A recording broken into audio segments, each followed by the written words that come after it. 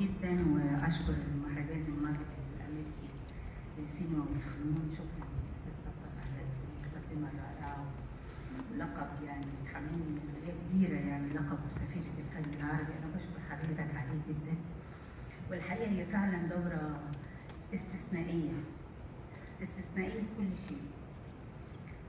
دورة تحمل اسم نجمين كبار جدا جدا في عالمنا العربي، واصدقاء غاليين عليا قوي قوي. النجم الكبير احمد زكي والمخرج العالمي الرائع الله يرحمه مصطفى العقاد. ومصطفى العقاد قال على الشاشه في الفيلم اللي عملتوه عنه ان نفس اللي حصل في فيلم عمر المختار بين ليبيا وايطاليا هو نفس اللي حاصل بين اسرائيل وفلسطين. ومهما طال الزمن لا يضيع حق وراء المطالب.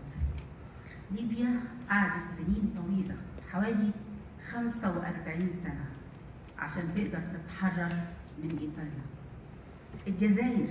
الجزائر قعدت 140 سنه محتله من فرنسا، وفي الاخر انتصرت وتخلصت من الاحتلال. فلسطين تحت الاحتلال بقالها 75 سنه. ان شاء الله تكون دي المعركه الاخيره اللي هتحرر الفلسطينيين. دفعوا ثمن كبير قوي، دفعوا دماء غاليه علينا جدا وبلا ذنب. والحقيقه انا بستغرب لما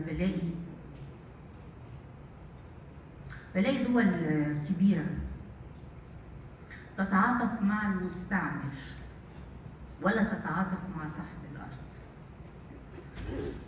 دول من مصلحتها خراب المنطقه العربيه كلها، مش فلسطين بس. بلا قلب بيقتلوا المدنيين، قصف للناس في بيوتها، قصف المستشفيات لجوامع لكنايس، شيء عجيب وغريب. ويتكلموا بعد كده عن حقوق الإنسان وعن الإنسانية اللي هم بيفتقدوها.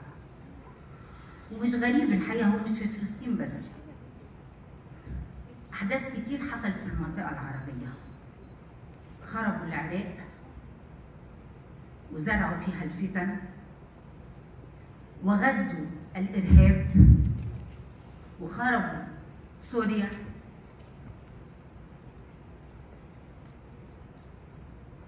كانوا يتمنوا لمصر إن يحصل لها نفس الشيء، لكن الحمد لله احنا بجيشنا وبرئيسنا وبشعبنا القوي الحمد لله قدرنا نقف ونصمد. تحيا مصر، تحيا مصر، تحيا مصر، وتحيا فلسطين، وتحيا سوريا، وتحيا العراق، وتحيا ليبيا. ليبيا ايضا زرعوا فيها الفتن وزرعوا فيها الارهاب. والسودان واليمن، الوطن العربي كله. المؤامره كبيره علينا قوي، ولازم نوصل صوتنا، ولازم نكشف الحقائق، ولازم كل واحد يعرف حدوده. واذا كانوا، انا اسفه اذا كانوا بيموتوا الناس في فلسطين بحجه انهم بيحاربوا الارهاب، فانا بقول لهم خافوا من الانسان اللي ما عندوش حاجه يخاف عليها.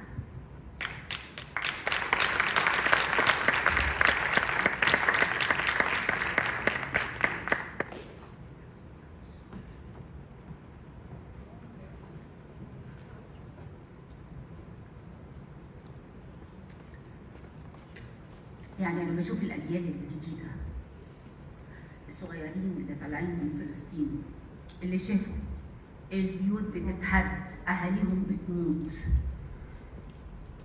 ما عندهم، مش شايفين مستقبل، شايفين ان هم اصحاب الحق في البلد، ورغم كده هم ما يقدروش يتحركوا من مكان لمكان الا باذن الاحتلال المستعمر.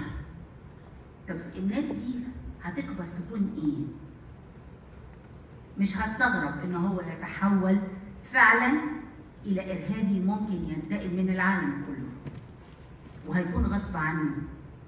عشان ننادي بالسلام لازم كل انسان ياخد حقه. احنا كفنانين اكيد احنا دعاة سلام. انا بكره الحروب، كل انواع الحروب، لكن طبعا في اضطرار ان واحد يدافع عن ارضه عن بلده، ده اضطرار ان يبقى في حرب. لكن المستفيد الوحيد هم تجار السلاح. في دول مستفيده انها تشعل الفتن وتشعل الحروب عشان تكسب من وراء تجاره السلاح. يا ريت ما نديهمش فرصه اكتر. يا ريت احنا نتحد مع بعض ونعرف نقف جنب بعض وندافع عن بعض. دايما بنادي بان يبقى فيه اتحاد عربي قوي، زي ما في الولايات المتحده الامريكيه. امريكا دي قاره يعني ولايات كتير متحده، زي ما في الاتحاد الاوروبي اللي وحد الاوروبيين رغم اختلاف لغتهم، الماني وايطالي وفرنساوي واسباني وانجليزي. احنا لغه واحده وشعب عربي قوي. حاولوا يضعفونا، وبالذات البلاد اللي فيها جيوش قويه. يعني جيش العراق بدأوا بيه، جيش سوريا وجيش ليبيا، البلاد اللي فيها جيوش قويه. الحمد لله ان الجيش المصري صامد، لكن يا رب نقدر نتوحد كلنا ويجي يوم ونحتفل بالاتحاد العربي لكل الوطن العربي. اتمنى السلامه لكل الوطن العربي وادعو للسلام، واحنا دايما دعاة سلام ولسنا دعاة حروب. بشكركم.